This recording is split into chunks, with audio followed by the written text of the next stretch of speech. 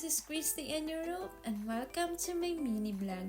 For today's video nga ay may event kami ngayon sa agency namin. Kung nagtataka nga kayo kung bakit ako tumatakbo dyan, syempre late na naman. Kampante nga naman kami kaya ayan tuloy running over. Ilang minutes na nga lang ay darating na yung train namin. Na-pressure pa ako dito so sobrang tagal ng stoplight nila. Kaya talagang todo takbo ako dito para maabutan namin yung train namin kasi sobrang late na talaga kami. Kasi 10 AM yung event namin. Anong oras na kami umalis sa bahay namin. 2 minutes before dumating yung train namin, buti na lang talaga naabutan namin kasi sobrang tagal na naman yung next train namin. By the way, itong event nga namin ay hindi lang to exclusive sa agency namin, kundi marami din ditong mga Pinoy na pupunta kasi every year sineselebrate nila ito yung Philippine Independence Day dito sa Holland. Kaya talagang maraming mga Pinoy dito yung makikita namin. Kaya sobrang excited kami. At hindi lang yan yung i-excite talaga namin is matikman namin yung mga Filipino foods kasi sobrang na-miss na talaga namin yung mga Filipino delicacies kaya sobrang excited na kami. At dahil puro pagkain nga yung laman ng utak namin, hindi namin namalayan na nandito na pala kami at nakita pa namin itong mga kasama namin. Kaya sabi namin, sabay-sabay na lang kami pupunta doon. At sobrang excited na din kami sa mga performance nila. At habang naglalakad nga kami dito, ay hindi na kami gumamit ng Google Map kasi marami kaming mga nakikitang mga Pinoy din dito na papunta doon. Kaya sumunod na lang kami sa kanila. At dahil nga sa sobrang bilis namin lumakad, ay naiwan na namin yung mga iba naming kasama. Habang naglalakad nga kami sa daan, ay may kasama kaming may dalang hairspray. Kaya nagpa-hairspray na lang kami. O diba, Girl Scout yarn. Kahit saan talaga pupunta, basta hindi mawawala yung hairspray. Diba, Maria? Shout out. After nga ng ilang minuto na paglalakad namin, ay nandito na kami sa entrance at sobrang saya namin kasi malapit na kami. Kaya nagbayad na lang kami muna at bumili ng ticket. Yung nabayaran pala naming entrance fee ay nasa 15 euro each. Kayo na lang bahala mag-convert kung magkano yan sa piso.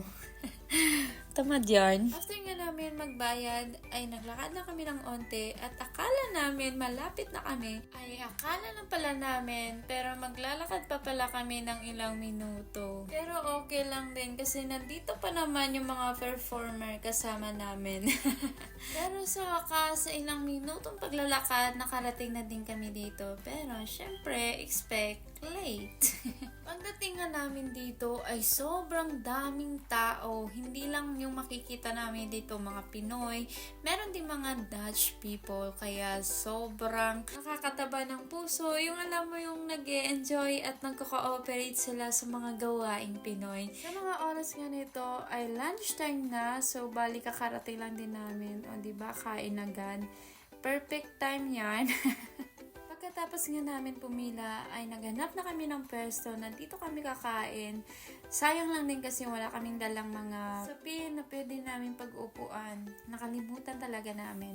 Pagkatapos kong kumain ay pumunta ako dito sa next group kasi na-miss ko yung mga taong ito. After nga mag-lunchtime ay tingnan nyo naman yung isa kong kaibigan nangangalakal na siya kasi sayang din naman yung mga can kasi may ibebenta din naman. Pagkatapos nga kumain at nagpahinga lang onte at ayan naman, tingnan nyo, nag-showdown na sila. Sobrang saya nga ng event na ito kasi tingnan nyo naman, dyan mo talaga makikita kung gaano talaga kagaling at talento yung mga Pinoy. Sa mga panahon yan ito ay nag-showdown na sila dito at kami talaga sobrang tawa namin dito. Ay talaga, kung makikita ko lang yung video na doon, tatawa na lang ako kasi sobrang saya at sobrang energetic yung mga kasama ko dito. Nag-showdown nga sila dito, Bisaya versus Ilonggo. O diba, tingnan nyo naman, ang kukulit talaga. Lalo na sa mga kasama ko dito na akala mo mahihain, pero ayan, pag sumasayaw na, nawawala talaga yung hiya. O, diba? Simple-simple lang yan, pero mga talento yarn. Habang nag-e-enjoy at nagtatawanan nga kami dito, ay sa hindi inaasahang aksidente. Nagulat na lang ang lahat na lumipad na yung tent sa likod ko. Kaya ako talaga yung tinamaan sa ulo. Medyo masakit, pero carry lang din naman kasi wala tayong magagawa, aksidente. After nga nung nangyari, ay back to normal na naman, sayawan, ayan, sige, kaya nyo yarn. At habang nagsasayawan pa nga, ay nag-decide na lang muna kami na pupunta sa mga Filipino store. Dahil nga may awarding pa, kaya sabi ng kasama ko, babalik na lang kami ulit mamaya pagkatapos ng event namin. Tignan nyo na lang talaga yung kasama namin, ayaw talaga tumigil sa pagsasayaw. Dahil nga sumali yung mga kaibigan ko sa online contest, ayan, may natanggap silang consolation prize. Congratulations to the both of you! At dito nga, in-announce na kung sino yung mga nanalo sa live contest. Kaya isa din sa mga nanalo yung Beanie Offer dito sa NN. O, diba? Sobrang galing nila. Kaya congratulations. Idol daw kasi nila yung sikat ngayon na grupo na tinatawag na Beanie. Ito nga pala yung nanalo, sobrang galing at sobrang creative niya, kaya deserve niya naman manalo. Congratulations! After nga ng awarding at event namin, ay pumunta na nga kami sa kung saan bibili kami ng mga Filipino foods. Akala mo naman talaga maraming pera, pero hindi naman mabibili lahat. Habang naglilibot nga kami dito, sobrang daming pagkain at saka talagang matetempt ka na bibili, pero sobrang mahal lang talaga. Expect mo na yon na sobrang mahal. Syempre, Euro. At habang naghahanap nga kami ng mga pagkain na gusto namin kainin, ay nandito pala si Aiza Segura. Kaya pumunta muna kami dito at nanood, pero sobrang daming tao kaya hindi na kami nagstay ng matagal. At habang naghahanap nga kami sa mga kasama namin, ay nandito na pala sila, kumakain na ng siomai, kaya napabili na din kami. Bumili nga lang kami ng mga cravings namin kasi hindi naman talaga namin lahat makakain kasi syempre yung pera namin sakto lang talaga sa cravings namin. After nga namin bumili, ay bumalik na lang kami dito sa tent namin at nandito nga yung mga cute kong kasama. Tingnan nyo naman. Gusto kasi nila masama daw sa vlog ko.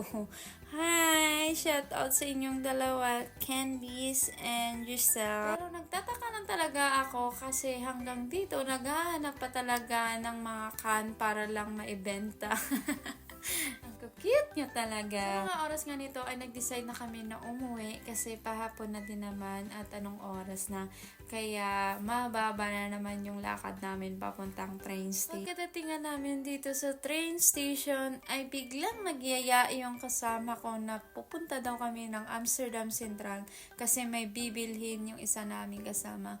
Kaya nabudol na naman kami dito sa New Yorker. Ano ba naman, sobrang daming magaganda. Pero hindi na talaga kami tumagal dito kasi sobrang pagod na din yung mga paa namin. Pero bago nga kami umuwi, ay dumaan na lang kami muna dito. Kasi hindi pa daw nakapag-take ng picture yung kaibigan ko dito sa maraming ibon na tinatawag niya. Pero yun lang kasi walang ibon na lumapit sa kanya. Sa mga oras nga nito ay nandito na kami sa loob ng train station at sobrang pagod na talaga namin. Pero sobrang saya. Hindi ko talaga makakalimutan yung event na to. Kahit last event ko na lang ito. Kaya hanggang dito na lang. Thank you for watching. God bless everyone.